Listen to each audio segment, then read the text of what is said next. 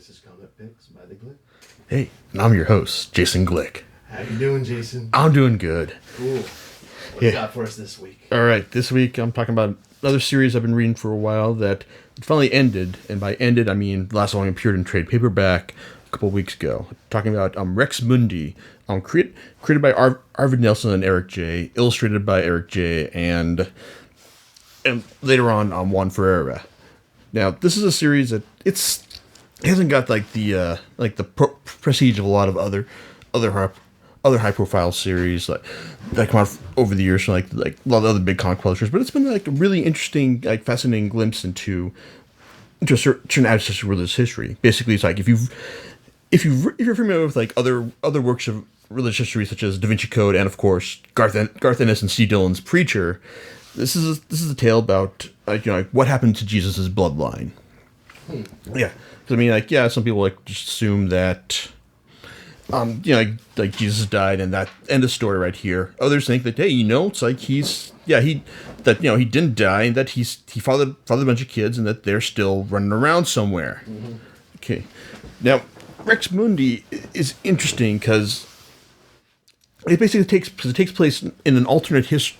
Mm-hmm. Like we're talking about like a 1920s era world where the Holy Roman Empire never fell. It's like, and you've got the Muslims still running Spain. France is a dominant world power in this era, and that's where this series takes place in France. And also sorcery is also an accepted practice around here. Well, not accepted, but still controlled and still plausible. And the Inquisition is still alive and well, and basically the Vatican's muscle for enforcing religious ideology and their laws. Okay, but the story starts off and focuses with like a French doctor named Julien Saunière, and I apologize for my mangling of some of the French names here, but like I took 2 years of French in high school, and like the only thing I remember, only highlights of it are watching Back to the Future in French, almost getting into a fight with someone while watching Cyrano de Bergerac with Gerard Depardieu, and how our French teacher took ill with cancer my second year, and we wound up doing nothing but watching movies for like the last third of the year, which were, I think, substituted by the wife of our very own No Podcast for Old Men's Sebastian. So that's that. But yeah, that's like I learned to mangle French in French class. Exactly. Like that's pretty much like the gist of it right there. Mm-hmm.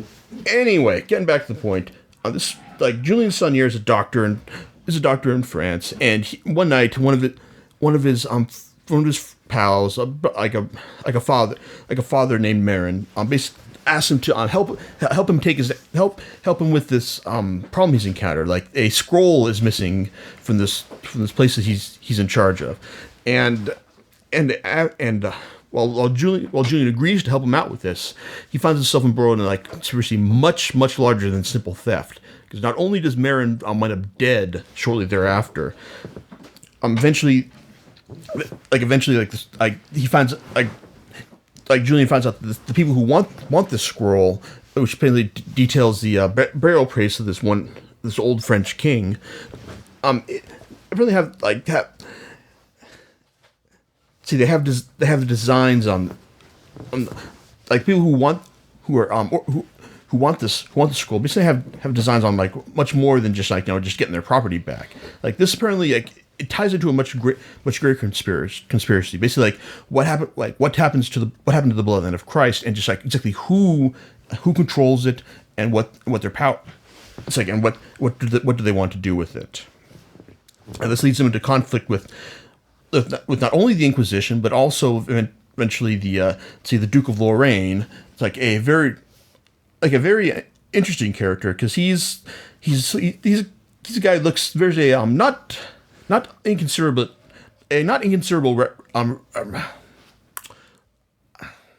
He bears a not inconsiderable resemblance to Lex Luthor, but he's also been advocating for France to become a world power and like go to war against its neighbors and just drive the Muslims out of Spain, take it back for themselves. It's like, and also and also with his old flame Genevieve Tournon, the head of the Guild of Doctors, and it's and like the way Arvid Nelson develops this conspiracy is quite fascinating. I mean, it's like in a lot of other series, just like there's a lot of talking heads in this book, but the way Nelson describes all this stuff, like this makes a fact, like of history and just like, and also like fictional invention and supposition for a lot of this stuff. It's absolutely fascinating. Like you get this feeling like he's telling this great story, and it's like there's this huge mystery at the thing, and he's doling up like pieces of information like a little bit at a time, and it's like you're just like on the edge of your seat, like wondering what's going to happen next. Where's Saunier's like journey going to lead him now? And and for like a lot of the books run, it's absolutely fascinating. It also helps that Nelson really does develop this world, this alternate history, into like a real convincing creature. Because like at the end of a lot of the chapters, there's a little text piece talking about the goings on for the world. Just like and you'll look at this and think that you'll see like where the little differences between like our world and theirs. Like he also like goes in a lot of modern like little tidbits if you're paying attention to these like little text pieces. Just the environment itself. Yes, exactly. And it's like fascinating. You can tell the guy really has like thought a lot of this through, and it's just interesting. Like not only to hear to see Saunier pursue his quest, find out what the conspiracy wants, and also to just as to see like developments of the world, like as the Duke of Lorraine tries to increase his political power and make France and I have France take over the world, so to speak. Well, mainly because he believes it's his birthright. But and like I said, that it's generally executed really well for the most part, and it's also helped by some really great art from the series' main artists, Eric J. and later on Juan Ferreira. Eric J's got a really nice photorealistic style, and it's like he also got a good skill at showing character movement and emotions. Like he kind of reminds me like Steve Dillon with more Steve Dillon with a greater attention to detail. And he illustrated the first 2 volumes, part of the third, and it's like, and he does a good job with a lot of the stuff here. I mean, it's like it takes real skill to make you take someone make scenes with a lot of talking heads in these situations remain interesting, or like visually interesting. I mean, and he manages to pull it off. I mean, it's like it's a very cinematic comic for the most part. Just because it's so dialogue based, right? Yeah. Yeah, that's tough to keep your attention in art, right? Yeah, exactly. But Eric J does pull it off well, and but his successor though, Juan Ferreira, has all that and a bag of chips. Yeah, because Ferreira has like a very soft, almost painterly style to it, and as soon as he shows up, you're like, wow. It's like this guy's got mad skills. I mean, it's like guy's got great attention to detail, just like just like this beautiful look to all of his work, and it only gets better as it goes along. And he's great not only with the detail but just with the character emotion as well.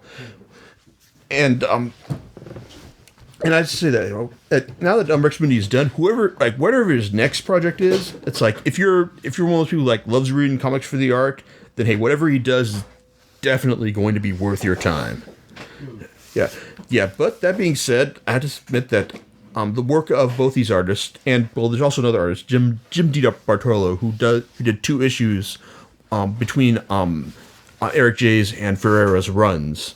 He's not bad. He's got a good eye for detail, but his characters look way too skeletal for the series to be really successful artistically. And I'm glad that Ferreira came on board after he did.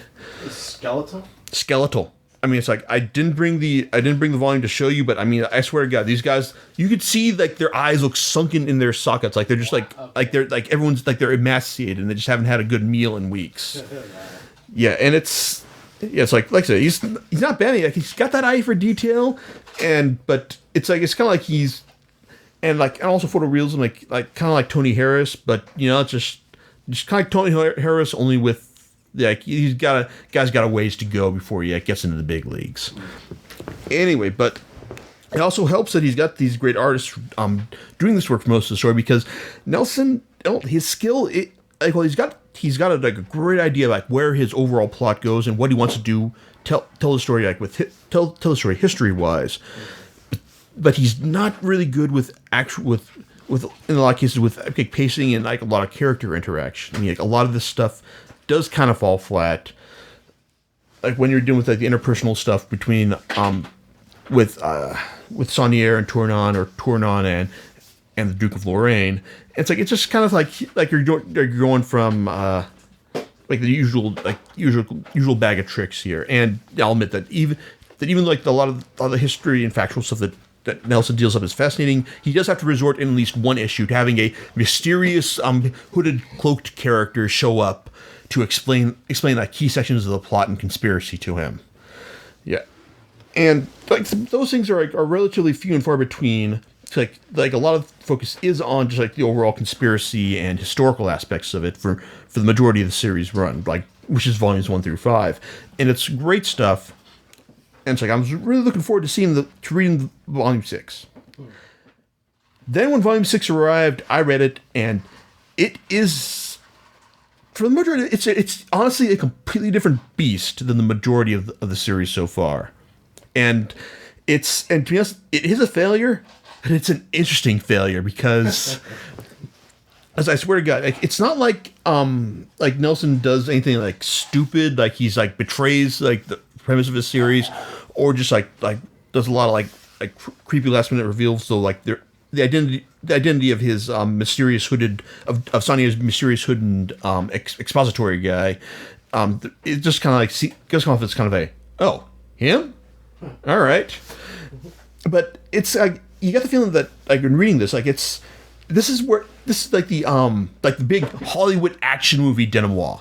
I mean, you've got like all the characters like manifesting like magical powers. Like magical powers according to their bloodline, and the special wine that brings out their powers. Special wine. Yeah, you hear about that later. But then you look at this stuff, and it's like there's lots of action, lots of little plot twists, but it's just kind of like instead of like the great all the historical facts and like planning that Nelson was throwing out. Like in the majority of the series run, there's none of that here. It's like he had talked about all the stuff that he wanted to talk about here in regards to that in the first 5 volumes, and then volume 6 is just all the plot. It's just the plot working itself out to the very end. Like I believe that this really is how he intended it to end, but looking at it, it's just kind of like. You shot your load too early, man. And it's not, I don't know, it's like it's disappointing, but on the other hand, it's like I can't say it's like it really makes me wish I hadn't read the series. I mean, it's still interesting. It's still interesting to see everything how everything ties together. But it's just you look at this and you think, oh, it's kind of like what happened at the end of like Spike Jonze's adaptation, where he like if you ever seen the movie, you'll know that the very end, like the last part of the movie where it just turns into like this big action movie chase sequence, but that's because Charlie Coffin's brother Donald, the big Hollywood sellout type, decided to write it and tie everything together. But that's kind of like how things play out here, and it's also disappointing because the Duke of Lorraine, who he's a great like tragic figure in a lot of this stuff. Like once you understand like his background and why he's doing a lot of this stuff, then in this one he comes out just like a big crazy madman, and just kind of like, no man, this isn't. That's not that's not what I wanted. So I guess, yeah, in terms of like character, it's kind of betrayal of the Duke of Lorraine's character, but also it's kind. You're looking at this and it's kind of like, well, it's all action. It's style over substance. That's what this end is. And I'm sure it'll be great for when the proposed movie comes out, because I heard that Johnny Depp's production studio has optioned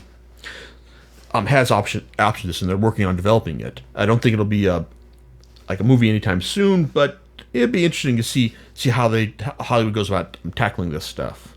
Though I gotta admit, like Depp, Sonnier seems like too ordinary a character for like a guy like Depp to play. So, but it's like having him on board will only help it though. But still, it's like overall, like in the end, like the ending is kind of like I say, it's style over substance.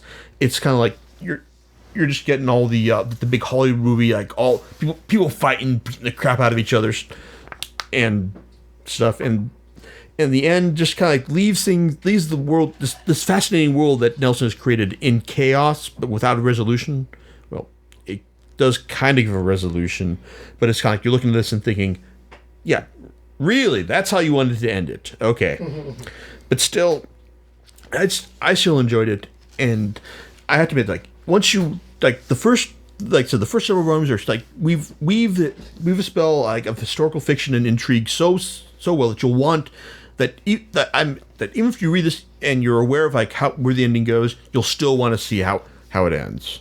So I will admit that it helps buying it through Amazon, because it's like buying it at a discount, that might mitigate a little bit of the disappointment, but still overall, not bad. And hey, I'll admit I'd be interested in going to see the movie, and also I would be interested in seeing what Arvid Nelson does with his next project, which I hear is Zero Killer from Dark Horse, but they haven't got a trade paperback for that yet. But hey, I go ahead and pick it up based on this just to see what he does next. Okay, and on that note, it's like we're gonna go and call it a night. So next week we'll be back with more sedate stuff. We're talking about Vertigo's new Vertigo crime imprint, which, well, I don't think it's long for this world, but we'll talk about that later. All right. Night, everyone. See you later.